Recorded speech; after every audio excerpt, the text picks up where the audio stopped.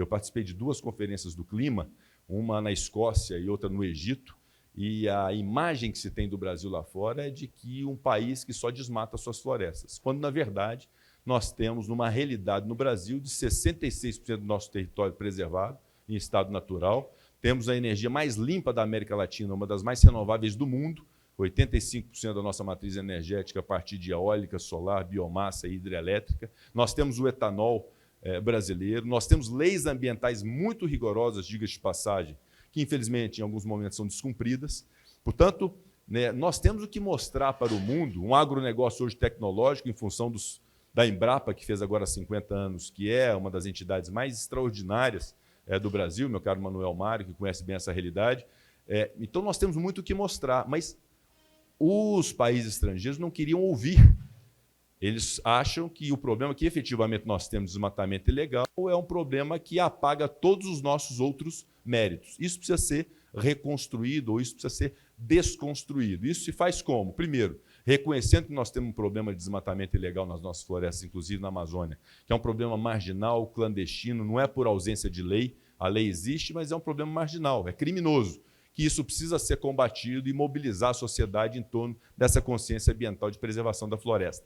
Feito isso, nós vamos conseguir ratificar o nosso acordo União Europeia-Mercosul, nós vamos conseguir cumprir os acordos internacionais, inclusive o Acordo de Paris, que prevê 100 bilhões de dólares de investimentos dos países desenvolvidos nos países em desenvolvimento para a preservação de seus biomas. Vamos conseguir liderar a América do Sul e a América Latina, como de fato estamos liderando o Mercosul. Vamos conseguir liderar bem o BRICS, como de fato estamos liderando bem agora o BRICS. Vamos conseguir liderar o G20, como agora também o Brasil assumiu esse protagonismo. Nós estamos num momento internacional muito positivo, de resgate de imagem, de construção de relações, de afirmação da nossa soberania, que é fundamento da República, sobre a qual nós não podemos também negligenciar. Nós temos que ser firmes nas discussões, na negociação, mas fazer disso um grande ativo para o Brasil. Há alguns trilhões, meu caro Euler, de liquidez no mundo, prontos a investir em algum lugar, não se sabe onde, né? Eu estive nos Emirados Árabes acompanhando o presidente Lula, na recente viagem que ele fez.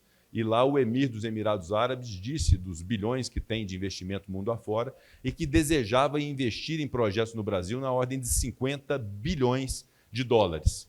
Então, isso é uma realidade dos Emirados Árabes. A mesma realidade pode ser do Catar, pode ser da Arábia Saudita, pode ser do Bahrein, pode ser da China, como de fato é o nosso maior parceiro comercial, pode ser dos Estados Unidos, onde estive recentemente também. Embora haja algumas preocupações dos Estados Unidos com o Brasil, as relações tendem a melhorar. O presidente, inclusive, irá lá, acompanhado por mim, pelo presidente Arthur Lira, justamente para estabelecermos as melhores relações possíveis com os Estados Unidos. Então, nós temos uma janela de oportunidade, de fato, de atrair investimentos para o Brasil, que é formidável. E isso é a solução, de fato, para muitos dos nossos problemas, quando tenhamos aqui os investimentos para geração de emprego e para geração da nossa produção. E, por fim, para encerrar, qual que é a razão de ser de uma reforma dessa, de uma reforma tributária, como nós fizemos a reforma da Previdência, como nós fizemos uma reforma trabalhista, da reforma política, de melhorar a representatividade da política e a qualidade da política? No fundo, a razão de ser disso é cada qual que se dedica, como aqui o que eu citei, espero não ter esquecido de ninguém, mas que serviram ou servem à política. A razão de ser da política é poder melhorar as coisas, é poder melhorar a vida dos outros, é poder fazer com que o Brasil se desenvolva, as pessoas não tenham maiores problemas. E, efetivamente, qual é o nosso maior problema enquanto nação? O desmatamento ilegal é um problema, o sistema tributário é um problema, a instabilidade das leis trabalhistas é um problema, porque, embora tenhamos feito a reforma, a justiça trabalhista ainda não a assimilou, né, plenamente. Mas nosso maior problema no Brasil é, de fato, aquilo que nos assola já há alguns anos, algumas décadas, que é o problema de fome, de miséria, de desigualdade, de vida indigna. E é esse olhar que nós precisamos ter. Os defensores de Estado mínimo, com todo o respeito que me merecem, mas isso é de um egoísmo atroz, de achar que o Estado brasileiro não pode se ocupar de questões sociais daquelas pessoas que precisam, como se fosse todo mundo vagabundo. Isso não é verdade. O Brasil tem um problema estruturante grave de déficit de inclusão, de déficit de educação, de descaso do poder público, e nós precisamos remediar isso. Isso se faz com políticas públicas, Braulio. Isso se faz com programas sociais de assistência de renda mínima, como é o Bolsa Família. Isso se faz com o Minha Casa Minha Vida, que permite buscar corrigir o déficit de habitação no mundo, isso se faz com programas de primeiro emprego, isso se faz com políticas nas escolas para poder acolher as crianças e os jovens, para poder dar oportunidade a eles. O Estado precisa estar presente na vida dessas pessoas. E a gente tem a reforma tributária, a reforma da Previdência, todas as reformas, essas medidas como meio para isso. No final das contas, o que eu desejo é que o Brasil possa ser um país desenvolvido, que o desenvolvimento econômico venha como pressuposto do desenvolvimento social e humano, que tenhamos um novo ciclo industrial, que o nosso setor de serviços seja pujante, que o nosso agronegócio continue a demonstrar o que tem demonstrado para o Brasil nas últimas décadas, que as instituições funcionem bem, que a democracia prevaleça com respeito recíproco entre os poderes e entre as instituições, que as pessoas se respeitem entre elas também, com o reconhecimento, uma premissa básica de que a democracia prevaleceu e a democracia sempre prevalecerá no Brasil, porque foi uma opção que as pessoas de bem desse país fizeram, de ter e viver numa democracia. E, no final, que tenhamos, no final das contas, todo esse nosso esforço aqui no setor privado, no setor público, sirva para poder ajudar aquelas pessoas que mais precisam, que não têm a oportunidade, como nós estamos aqui, de discutir com o idealizador da reforma tributária, a reforma tributária. Então, nós precisamos cuidar delas, porque essas pessoas acabam sendo representadas por nós, e nós temos que ter esse olhar, de fato, de uma maior igualdade no Brasil, de combate à desigualdade, de combate às distorções. Eu acho que com isso nós vamos ser um país mais feliz. E, por fim, para encerrar, eu quero dizer que a reforma tributária, no âmbito tributário, e voltando ao tema, ela não se esgota e não se encerra por si só. Feita a PEC, nós vamos ter leis complementares. E feitas as leis complementares e finalizado o processo legislativo no Brasil, com a opção do Congresso Nacional, que é o poder que representa o povo brasileiro. Nós somos votados pelo povo brasileiro no Senado e na Câmara dos Deputados. Feita a opção, meu caro Bernardo Api, de um sistema tributário a partir desta reforma e das leis complementares que a complementam, é muito importante que as demais instâncias e os demais poderes respeitem a opção legislativa do Congresso Nacional, que é o representante do povo brasileiro. Significa dizer que o Poder Executivo precisa respeitar a reforma através da sua Receita Federal e da sua Procuradoria-Geral da Fazenda Nacional, que o Poder Judiciário precisa respeitar a opção feita pelo Legislativo através das suas inúmeras instâncias, desde um juiz de direito até o Supremo Tribunal Federal, sob pena de não combatermos aquilo que a reforma tributária se propõe, que é de dar mais estabilidade e mais segurança jurídica em matéria de arrecadação. Então, esse respeito também, naquele momento que vai ser o respeito ao passado que foi feito da reforma tributária, será fundamental para poder consolidarmos o verdadeiro propósito da reforma tributária. Muito obrigado.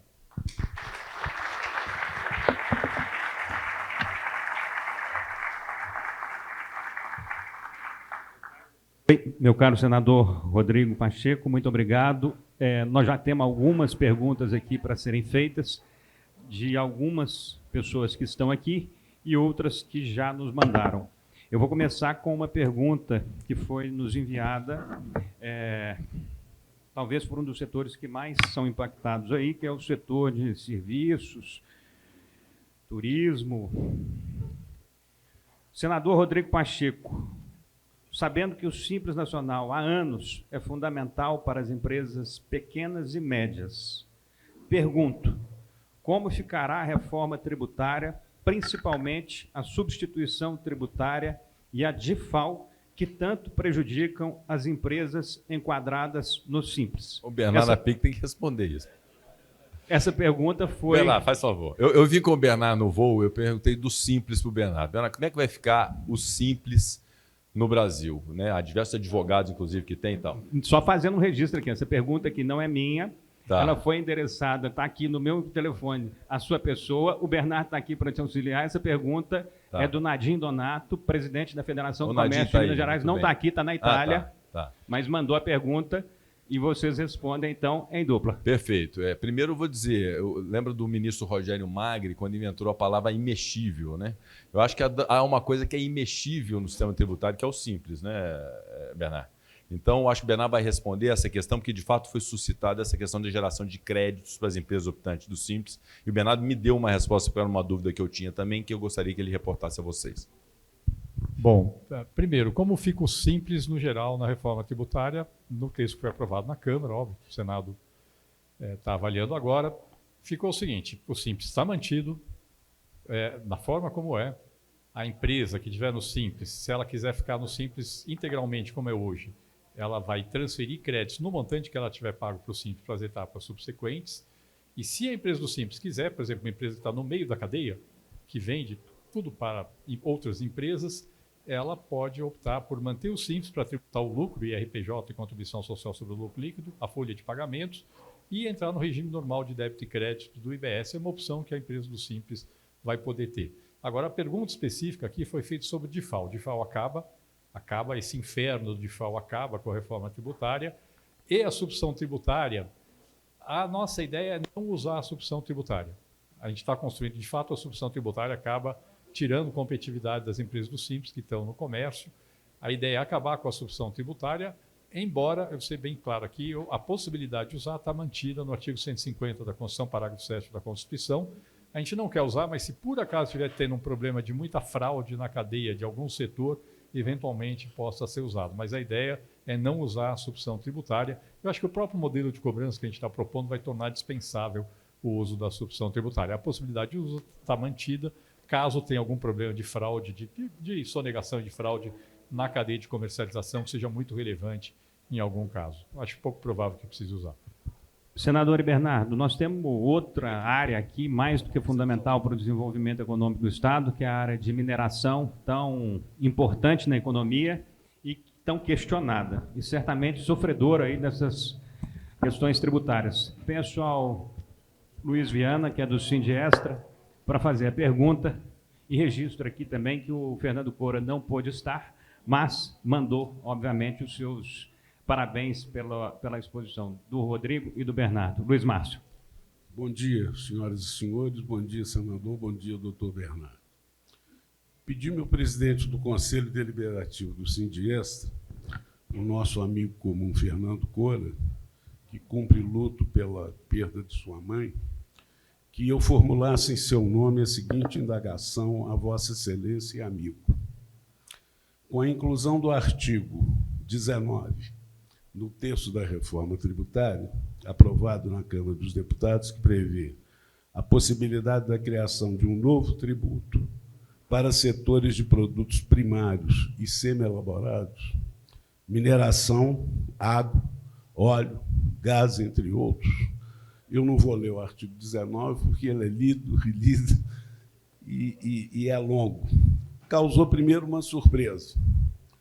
Esse artigo foi incluído na medida aglutinativa durante votação em segundo turno no plenário da Câmara dos Deputados e não fez parte dos debates acerca da reforma tributária que vem ocorrendo há anos. Esse artigo causa insegurança jurídica. Poderá incidir sobre exportação? Será dúvida devida apenas por contribuintes que faziam contribuições aos fundos mencionados? Será uma condição a fruição de benefícios fiscais? Será exigível de todos os contribuintes que têm algum regime especial? Poderá ser instituído por todos os estados ou por apenas aqueles que tinham fundos criados? Seria incompatível com o princípio da igualdade por ser aplicável apenas a alguns setores produtivos? Aumenta a carga tributária e perda de competitividade internacional do nosso setor. Um dos pilares da reforma tributária, amplamente divulgado, é a neutralidade fiscal. Não aumento da carga tributária existente. Possibilidade da criação de um novo tributo contraria essa afirmativa. Estudos demonstram que a carga tributária brasileira para o setor mineral já é uma das maiores do mundo, o que impacta gravemente a competitividade internacional. A criação de um novo tributo agrava essa situação.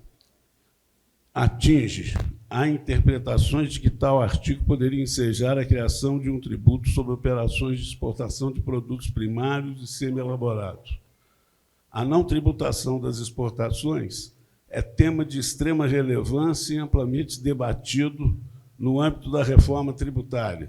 A criação de um tributo que possa driblar esse debate pode ser extremamente negativo para a economia brasileira. Concluindo, propomos a supressão do artigo 19 do texto final da PEC 45 durante a votação no âmbito do Senado Federal. Obrigado. Muito obrigado, Luiz. Eu quero primeiramente manifestar o meu pesar pela perda da dona Margarida, da nossa querida dona Margarida, e homenagear o Cora, a sua família, manifestando os nossos sentimentos. Agradecer muito a pergunta, que não é uma pergunta, é um discurso, que é próprio do Cora, né? E o Cora repetiu isso tudo para mim por telefone. Ele me ligou dizendo que era um absurdo. Era o artigo 20 que se transformou, no final das contas, no artigo 19. Isso é um objeto de discussão no Senado. Eu não gostaria de antecipar aqui percepções em relação a isso, porque o relator fará o seu parecer. Eventualmente, aquilo que eu disser pode ser algo que seja anunciado como uma definição do Senado, e nós temos que respeitar o momento próprio da colegialidade. Mas, de fato, a essência da reforma tributária é buscar ter uma unificação. Ao se ter uma unificação, ter uma previsibilidade. Qualquer artigo que permita um incremento e que altere essa previsibilidade é algo que precisa ser muito bem pensado, e há algumas emendas no sentido de suprimir esse artigo, há outras no sentido de remodelar esse artigo para torná-lo com mais segurança jurídica e mais previsibilidade na reforma tributária. Por favor, Bernardo. Não, eu acho que o ponto está colocado. De fato, foi um artigo que entrou na última hora na votação da Câmara. O que tinha antes no texto da Câmara era um modelo que eu acho que é um modelo que era inteligente, que era pegar a receita que tem nos fundos atuais, considerar como receita de ICMS para os estados, incluir na transição como se fosse receita de ICMS, inclusive desvincular de todas as vinculações, porque os recursos hoje já são desvinculados, são utilizados para investimento em infraestrutura. Eu acho que resolveu o problema, entrou na última hora. Como disse o presidente Pacheco, a decisão vai ser do Senado Federal, mas tudo indica que não vai ficar como está. Queria deixar isso muito claro. Ou vai ser revogado, ou, na pior das hipóteses, vai ser limitado ao que já existe hoje, nos estritos limites daquilo que existe hoje. Essa é a minha impressão, mas, obviamente, a decisão é uma decisão do Senado Federal. Caro Bernardo e senador Rodrigo Pacheco, vou passar a palavra agora para uma pessoa que certamente tem feito um trabalho, não por Minas, mas pelo Brasil, de maneira absolutamente única. Ele é um cidadão mineiro e que há vários anos representa o setor de bares e restaurantes no Brasil com muita qualidade e com muita eficiência. Paulo Salmotti, presidente da Brasel Mineiro, e aflito também por ver melhorias no sistema tributário brasileiro. Por favor. Bom dia a todos. Eu queria primeiro cumprimentar o Paulo e o Gustavo por trazer esses dois gigantes aqui. Rodrigo, eu já te admirava, mas não tinha ouvido falar por tão longo sobre o nosso país. Fiquei empolgado e estimulado com o futuro. Te ouvi lá no LIDE, o tempo do LIDE foi curtinho, aqui foi uma aula, eu tenho certeza que estimulará a todos nós. Bernardo, eu acompanho você desde o governo Lula, a sua persistência aí por mais de 15 anos. Você, de excepcional técnico, aprendeu a fazer política e a conciliar, né, Rodrigo? Acho que eu tenho ouvido em Brasília o tempo todo que a reforma vai passar, e eu acho que o seu mérito, a sua persistência de 15 anos foi fundamental. Eu queria agradecer, no nome do Paulinho e do Reginaldo Lopes, a excepcionalidade ao setor de bares e restaurantes. Apesar de que você achar que tecnicamente não é o melhor, em toda a Europa é assim que acontece. Nós temos na Europa toda 40%, e eu sei que você tem sensibilidade para isso, e inclusive já ao chegar aqui já me colocou mais tranquilo com relação a isso. Rodrigo, pedi sua atenção lá no Senado para que a gente mantenha essa belíssima decisão. E buscar um assunto aqui que foi provocado pelo Gustavo no início, e eu acho que é muito importante. Nosso falou aí, senador, de diversas importâncias e de potenciais de desenvolvimento do nosso país, e senti falta da questão do emprego. O emprego, para nós, é fundamental. O setor de bares e restaurante é onde, dos maiores geradores, temos 7 milhões de pessoas empregadas e empreendendo nesse setor, segundo a última PNAD, mas podia ser mais.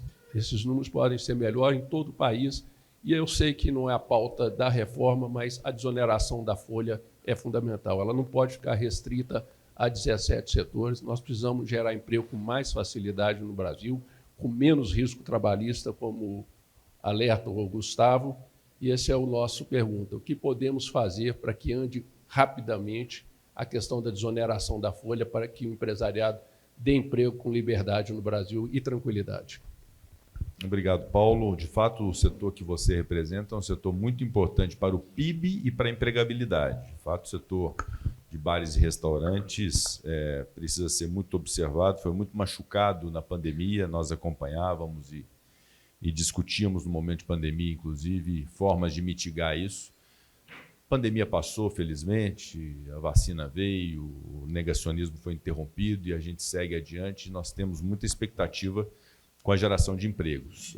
Nós já tivemos momentos piores, o desemprego alcançou 2 dígitos em algum momento, estava a 8%, agora foi anunciado 7,9% o índice de desemprego.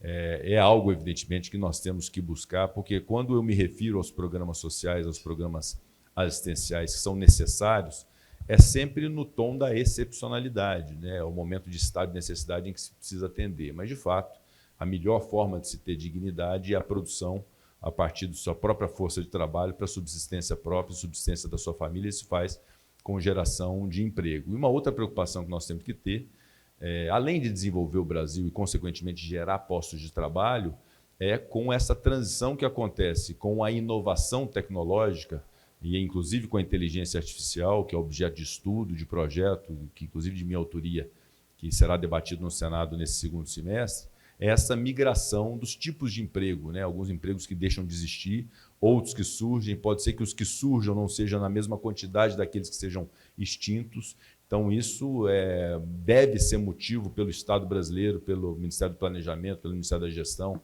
pelo Ministério da Fazenda, com grande atenção para que nós não tenhamos, fruto dessa transição de formas de força de trabalho, um aumento do índice do desemprego no Brasil e, consequentemente, uma imposição de uma obrigação do Estado de manter as pessoas desempregadas. Em relação à desoneração da folha de pagamento, evidentemente que ela é parte de uma engrenagem. Nosso desafio nesse momento é a tributação no consumo, né? A reforma da tributária, como vocês têm acompanhado, da tributação no destino, da não cumulatividade, do fim da guerra fiscal, o novo modelo tributário do Brasil.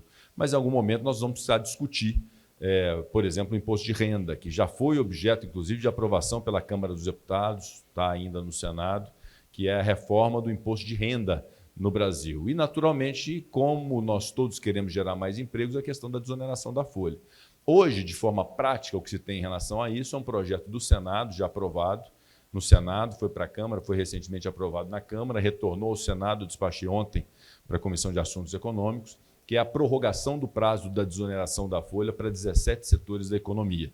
Isso já é um indicativo de que o conceito e instituto de desoneração de folha é importante para o Brasil, ao menos nesse momento para os 17 setores que têm alto índice de empregabilidade, que é fundamental para a sua sobrevivência e para a manutenção dos empregos, que haja a prorrogação desse prazo. E, evidentemente, que nós não vamos desconhecer a possibilidade que temos no futuro da compreensão de que, ao se ter estímulo, estiver menos onerada a contratação de pessoas para geração de emprego, isso pode ser uma lógica importante, assim como nos 17 setores. Então, receba de mim esse compromisso de muita abertura, porque é muito interessante, me parece, o conceito, que se aplica a setores específicos e que pode ser ampliado a outros setores também que podem fazer jus.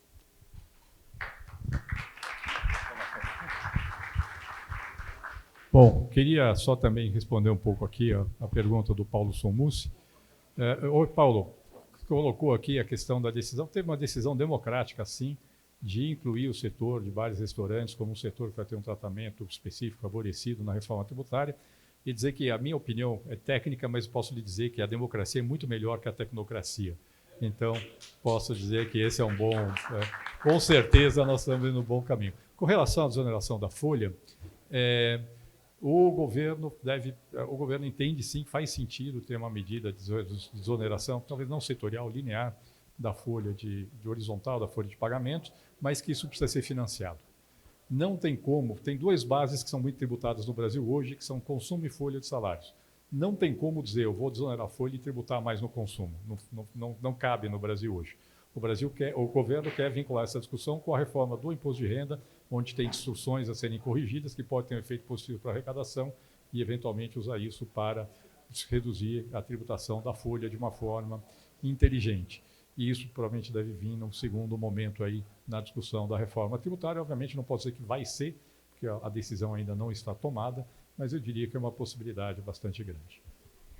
Bernardo e Rodrigo, muito obrigado. Eu vou só fazer um caminho aqui. Tem várias pessoas querendo perguntar, a gente não vai conseguir atender a todas pelo horário, mas vamos focar aqui em algumas instituições e setores que a gente já convidou e já falou. Então, vou passar a palavra para a Adriana Malgeri, que é presidente da Associação Mineira da Indústria Florestal. Depois dela, a gente segue para o Euler Nigem, que é presidente do grupo Super Nosso, e aí a gente vai, por último, e dando tempo, escutar uma pergunta do subsecretário de Desenvolvimento Econômico de Minas Gerais, que vai fazer a pergunta, então, após estas que a gente vai escutar agora. Essa pergunta é do Guilherme da Cunha, subsecretário de Desenvolvimento Econômico, começando agora pela doutora Adriana. Bem-vinda e obrigado. Peço que faça perguntas objetivas para que a gente consiga escutar pelo menos as 3 outras. Bom dia, eu fiquei realmente impressionada, senador, e orgulhosa de ser representada pelo senhor, pela sua clareza das necessidades e urgências que nós estamos realmente aí no embate nesse país. E Bernardo também cumprimentá-lo, estivemos juntos lá no Conselho da IBA, né, com o nosso querido Paulo Artung, que nos representa nacionalmente na indústria florestal. A indústria florestal em Minas Gerais é a maior cultura agrícola, então, por conta desse título aqui, hoje eu vou me atrever a falar em nome do agro em algum momento aqui, e me preocupa realmente as convergências das diversas pautas que nós estamos tratando, e foram muito bem citadas pelo senador, por exemplo, a do mercado regular de carbono, e também nós estamos falando sobre, acho que o propósito de todos aqui, acho que ninguém vai discordar, é a gente reduzir a desigualdade social mesmo do nosso país. E a desigualdade social conversa com o agro, conversa muito forte com o agro, porque é dar qualidade de trabalho ao campo. E conversa com a desoneração de folha, e conversa com outro item que o próprio senador foi o relator do projeto, que é a gente trazer regras para aquisição de terras por empresas de capital estrangeiro. Essa vedação, hoje, ela está barrando mais de 52 bilhões de dólares de investimentos no nosso país no agro. Isso, assim, como a gente não podia controlar no passado, isso foi vedado. Então, o Brasil hoje fica aí numa dificuldade com empresas que são brasileiras, né, o CNPJ é brasileiro, mas, por força do seu controle acionário ser estrangeiro, elas não podem fazer aquisição e têm que fazer uma estratégia, inclusive, jurídica e tributária, para conseguir produzir, gerar emprego e ampliar a renda no país. Essas empresas também são potenciais geradoras de crédito de carbono. Então, nós também temos esse entrave da sinergia e convergência desses 2 temas. E eu queria ouvir um pouquinho do senador, que conhece bem as 2 pautas. No mercado regular de carbono, também, nós precisamos pensar em 2 pontos que eu acredito. Primeiro, como que ele pode ser acessível também, ampliado para médios produtores, porque ainda é uma realidade para grandes empresas, porque custa muito caro um projeto, né, tanto a produção e o acompanhamento. Como que a gente pode fazer ele ampliar? E também como que os municípios hoje que prestam serviço, aí conversa com a reforma tributária, Bernardo, os municípios brasileiros hoje que prestam serviços ambientais por possuírem áreas de conservação, por possuírem áreas agricultadas que estão fazendo a remoção de carbono, como que eles podem ter um tratamento diferenciado aí nessa repartição da receita da tributária nacional? Então, é difícil, eu fiz um geral, mas como que você enxerga essa convergência dessas 3 pautas principais? Obrigada.